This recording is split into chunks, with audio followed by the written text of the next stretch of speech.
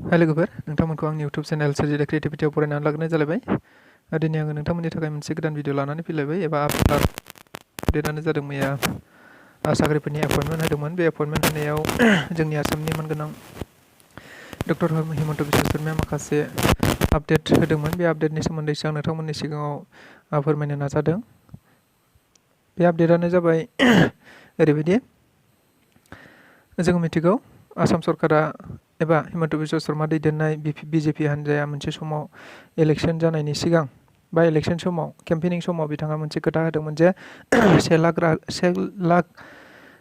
लाइमोनफोरखौ साख्रि होगोन होननानै। दायो बे मोगथाङाव जाफुंनो थांगासिनो दं एबा दायो बेनि प्रसेसा सोलिगासिनो दं। आं बेखौसो नोंथांमोननो फोरमायनो नागिरदों। माने बेफोरनि एग्जाम्पला मैयाबो जादों। गासै मैया मोन 17टा डिपार्टमेन्टनि जेरै सोलोंथाइ बिफान,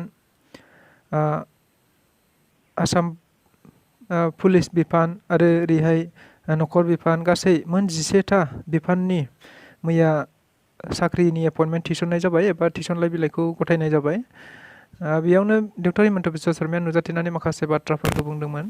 बे बुंनायानो जाहैबाय मा फैबाय थानाय जानाखि हेल्थनि एग्जाम जानो गोनां दङ आरो आसाम पुलिसनिबो माखासे पस्ट दंबावो, भेकेन्सि दंबावो एबा रिक्रुटमेन्ट जानो गोनां दङ। बेफोरखौ बिथाङा थोंजोङै बुंदों मा फैबाय थानाय जानाखि जुन एबा जुलाइनि 15 तारिखनि सिगां, जुलाइ 15 अक्ट'नि सिगांनो बिथाङा 7-8 एबा 7,000-8,000 लाइमोनफोरखौ साख्रियाव थिसनबावगोन होननानै बुंदों। बे जानाखि मेडिकेल बिफानाव। गतिके जोङो बिथांनि बाथ्राखौ खोनासंब्ला मोजां जागोन एबा बिथांनि बाथ्रानिफ्राय बिथाङा मा बुंलांदों बेखौ खोनासङोब्ला जों रोखासिन जागोन। अब्लाबो जोङो एसे सावरायनि। बेनि अनगायैबो मोनसे मोजां आपडेट होबावदों मा दायो सोलिगासिनो दङ 26,000 प्लास 26,000निफ्राय बांसिन जानाखि साख्रिनि थिसनथाइ बेनि अनलाइन एप्लाइआ सोलिगासिनो दङ। 30 मेसिम थागोन। गतिके जाय बिथांमोनहा एप्लाइ खालामाखै बिथांमोनहा थाबैनो एप्लाइ खालामदो।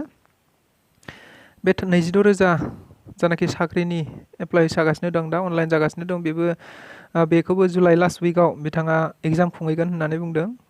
गतिके बे जोंनि थाखाय आसामनि थाखाय मोनसे हिस्ट्रिक जारिमिनारि मोनसे साख्रि थिसननायनि आसामनि हिस्ट्रियाव जानानै थागोन होननानै जों आसा खालामनो हायो। अब्ला जोङो बिथांनि भिजुअलखौ जों नायलांनि। बिथांनि भिजुअलखौ नायब्लानो जों गासैबो बाथ्राखौ रोखा जागोन। माब्ला साख्रि थिसनगोन आरो बेसेबांखौ थिसनबावगोन एबा माब्ला थिसनगोन बेखौ नायब्लानो जों मिथियो। अब्ला जों भिडिअखौ नायलांनि। যে অহা মাহত আমি আৰু 7-8 হাজাৰ নিযুক্তি দিবলৈ চেষ্টা কৰিম। স্বাস্থ্য বিভাগ আৰু অসম আৰক্ষী মিলি অহা মাহতে হওক বা জুলাই মাহৰ 15 তাৰিখৰ আগতে হওক আমি আৰু 7-8 হাজাৰ নিযুক্তি নিয়মীয়া নিযুক্তি দিয়াৰ বাবে আমি সংকল্প হাতত লৈছো।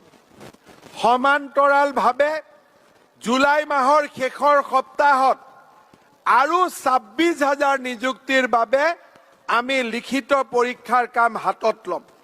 অৰ্থাৎ আমি আমাৰ নিৰ্দিষ্ট গতিত আমি ধাৱমান হৈছো যে আমি 1 লাখ নিযুক্তিৰ সংকল্প আমি সিদ্ধিলৈ ৰূপান্তৰ जों नुबाय बिथांनि बाथ्रानिफ्राय जों रोखा जाबाय जे बिथाङा जानाखि हेल्थनि दाखालि केन्सेल जानानै थाथ'दोंमोन, हेल्थनि इन्टारभिउआ जाथ'वाखै, दा मे मासावनो जागोन होननानै बुंदों। मे मासाव इन्टारभिउ जागोन आरो बे इन्टारभिउनि थिसनलाइआ जुन मासावनो जागोन एबा 15 जुलाइनि सिगां जागोन। बेखौ बिथाङा रोखायै बुंखानानै होबाय। आरो 26,000नि जानाखि इन्टारभिउ जानो गोनां बियो लास्ट उइक जुलाइआव बिथाङा एग्जामखौ खुंगोन होननानै बुंदों। गतिके जों बेनिफ्राय रोखा जाबाय। अब्ला आंनि भिडिअखौ सिगांनिफ्राय जोबजासिम नायनायनि थाखाय नोंथांमोननिसिम बयनिसिमबो साबायखर बावनाय थाबाय। लोगोसे नायनानै जुदि मोजां मोनबायब्ला लाइक खालाम, शेयार खालाम आरो कमेन्ट खालाम। आरो बेबायदि मोजां गोदान आपडेट मोनबाय थानो थाखाय आंनि इउटुब चेनेल सोरजिदा क्रिएटिभिटिखौ साबस्क्राइब खालामाखैबा साबस्क्राइब खालामनानै लागोन होननानै आसा खालामनाय थाबाय। गोजोन्थों।